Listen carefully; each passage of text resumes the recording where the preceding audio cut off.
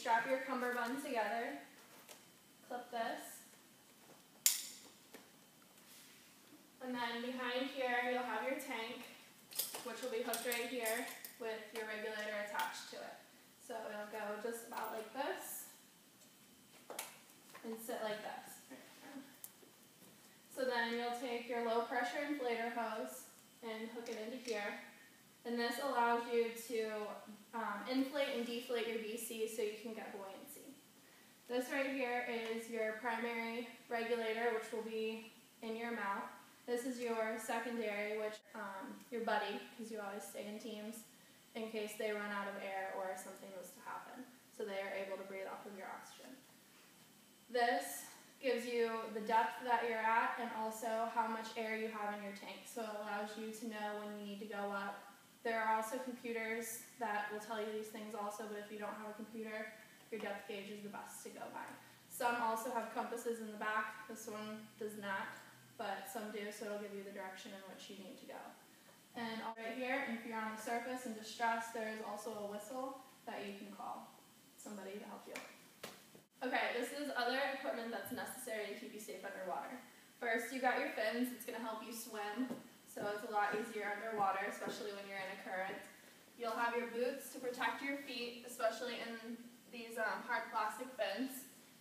You've got your gloves if you want to reach for anything. It's really not recommended to touch anything underwater, but just in case you had to grab onto something, it protects your hands.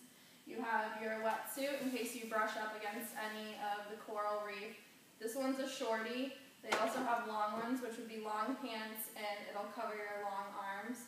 There's also a hood that you could wear, like over your head, so that would cover pretty much everything, and it'll just show your mouth and your nose.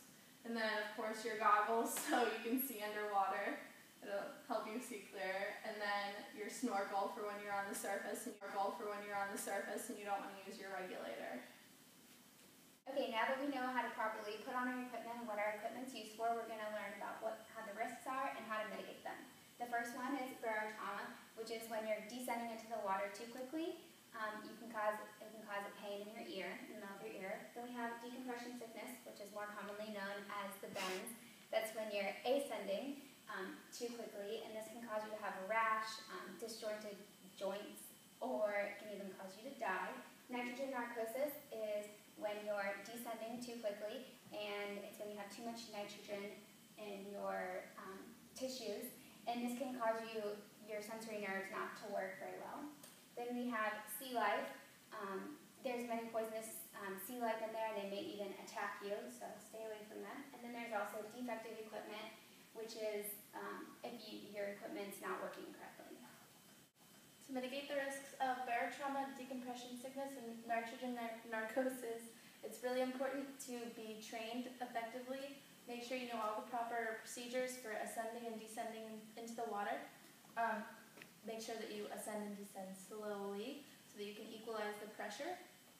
For sea life, just make sure you don't touch anything that you're not supposed to touch. Don't mess with any animals under the sea, and they won't mess with you. And make sure you test all your equipment before you go diving. Make sure you're fully trained on testing it. Make sure you have the right fraction of oxygen in your gas tank. Make sure everything is perfect before you descend into the water.